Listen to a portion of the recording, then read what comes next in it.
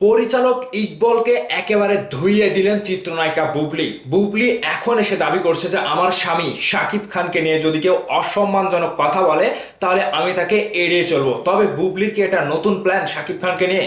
থাক সে কথা পরে বলছি, এখন কথা বলবো যে বুবলি ইকবলকে কিভাবে ধুয়ে দিল এই বিষয়টি আপনাদের জানা উচিত এবং বুবলির কথাগুলো কতটুকু যুক্তিসঙ্গত এখন আমরা সেটা নিয়ে কথা বলবো। এবং বুবলি যেটা বলেছে আমি আপনাদের কাছে হুবহু তুলে ধরছি, আমরা পরিশেষে এর মতামত দিতে চাই। আপনারা পুরো ভিডিওটা দেখবেন এবং ভিডিওটা শেয়ারের পর শেয়ার করবেন। আমি আপনাদের কাছে একটা দাবি জানাচ্ছি, বুবলি যে সাক্ষাৎকারটি দিয়েছে প্রত্যেকটা TV media, print media, online থেকে এই নিউজগুলো করা হয়েছে।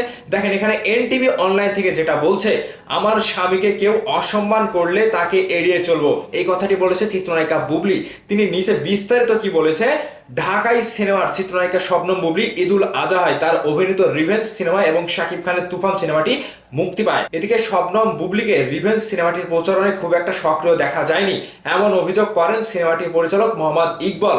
পরিচালক দাবি করেন হয়তো চিত্রনায়ক শাকিব খানের তুফান সিনেমা মুক্তির কারণে বুবলি রিভেঞ্জ সিনেমার প্রচারণা থেকে সরে গিয়েছেন, এমনকি প্রচারণায় ছিলেন না। তবে বুবলি যেটা জানিয়েছেন, বিভিন্ন টেলিভিশন ও অনলাইন প্ল্যাটফর্মে দেওয়া সাক্ষাৎকারে রিভেঞ্জ সিনেমাটি নিয়ে কথা বলেছেন তিনি।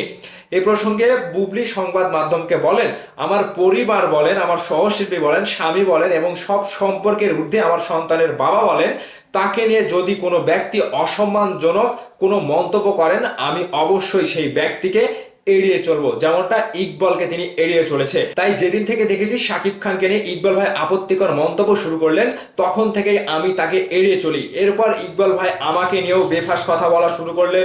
এইসব পরিস্থিতির আগেই রিভেঞ্জ ও বিট্রেস সিনেমার শুটিং শুরু হয়, যার কারণে পেশাগত জায়গা থেকে কাজগুলো শেষ করেছি। এদিকে মোহাম্মদ ইকবল তার নির্মিতব্য বিট্রেস সিনেমা থেকেও বাদ দিয়েছেন বুবলিকে। সে বিষয়েও বুবলি বলেন, বিট্রেস সিনেমার পরিচালক ইকবল ভাইয়ের আরেকটি সিনেমা রিভেঞ্জ এই ঈদে মুক্তি পাই। তিনি সবসময় বিভিন্ন জায়গায় নানান বিষয়ে নানান ধরনের মন্তব্য করে যাচ্ছেন। এসবে যে তার সিনেমার উপর দর্শকদের প্রভাব পড়ছে তিনি তা তোয়াক্কা করছে না।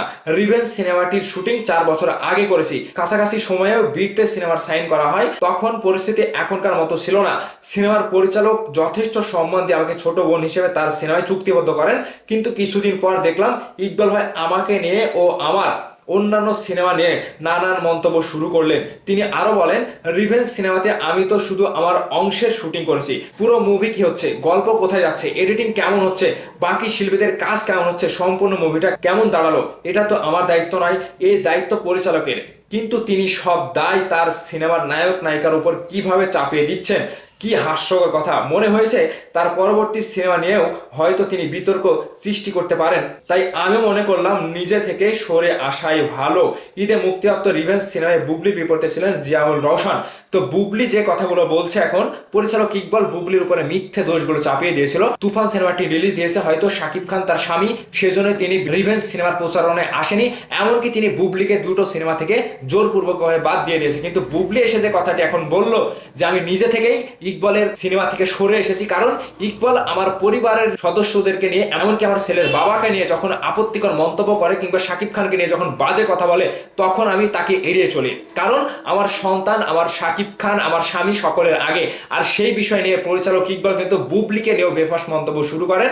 কিন্তু সেই বেফাস মন্তব্যের কারণে যে ইকবলের সিনেমায় একটা বিরূপ প্রভাব পড়ে, দর্শকরা যে এগুলো খারাপ ভাবে না, ইকবল এর কোনো তোয়াক্কাই করে না, শুধুমাত্র পরপর একের পর এক বুবলির উপরে দোষ চাপিয়ে দিয়ে গিয়েছে। তো এই জায়গা থেকে বুবলি এখন যে সাক্ষাৎকারগুলো দিয়েছে যে আমার স্বামীকে কেউ অসম্মান করলে, অর্থাৎ শাকিব খানকে কেউ অসম্মান করলে আমিও তাকে এড়িয়ে চলবো, সেজন্যই পরিচালক ইকবলের সিনেমা থেকে তিনি নিজেই সরে এসেছে। এখন যে বুবলি স্বামীকে নিয়ে মানে শাকিব খানকে নিয়ে যে কথাগুলো বলেছে, এই কথা নিয়ে সাকিবিয়ানরা একটু দ্বিমত পোষণ করছে যে বুবলি একটা প্ল্যান করে শাকিব খানকে নিয়ে এরকম ভাবে কথা বলছে যাতে আবারও আলোচনায় আসে এবং শাকিব খান তাকে গ্রহণ করে। কিন্তু এই বিষয়টা যেটাই হোক, বুবলি যে কথাটি বলেছে শাকিব খানকে সম্মান দেখিয়ে এবং শাকিব খানকে নিয়ে যে বাজে কথা বলে তার প্রতিবাদ করেছে তিনি। এই জায়গা থেকে আমি বুবলিকে সাধুবাদ জানাবো যে তিনি আসলেই শাকিব খানকে নিয়ে যে বাজে কথা বলে তার একটু হলেও তিনি জবাব দিয়েছেন এবং নিজের জায়গা থেকে তিনি সেই পরিচালকের সিনেমা থেকে সরে এসেছে। এবং ইকবালের মতো খারাপ লোক ইন্ডাস্ট্রিতে নাই, তিনি সহ শিল্পীদেরকে নিয়ে, চলচ্চিত্রের নায়ক নায়িকাকে নিয়ে যে একের পর এক বাজে মন্তব্য করতে থাকে,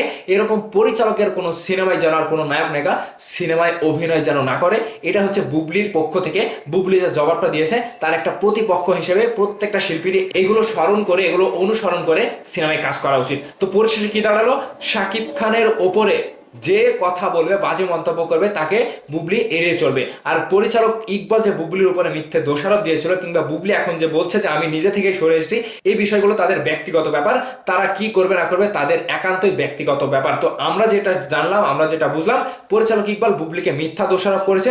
এখন বুবলি এসে বলছে যে না, আমি নিজে থেকে সরে এসেছি। তাহলে এই বিষয়গুলো নিয়ে কিংবা শাকিব খানকে এর সাথে জড়িয়ে শাকিব খানকে নিয়ে বাজে মন্তব্য করা পরিচালক ইকবালের এটা জীবন দশা। তার জীবনই চলবে না শাকিব খানকে নিয়ে কথা না বললে। তো ভাইবাস, এই সমসাময়িক সমস্ত বিষয়গুলো নিয়ে বুবলিকে কি বলবেন এবং ইকবালকে কি বলবেন, অবশ্যই আপনাদের মূল্যবান মতামত ভিডিওর নিচে কমেন্ট করে জানাবেন। ভালো থাকবেন, ধন্যবাদ সম্পূর্ণ ভিডিওটি দেখার জন্য।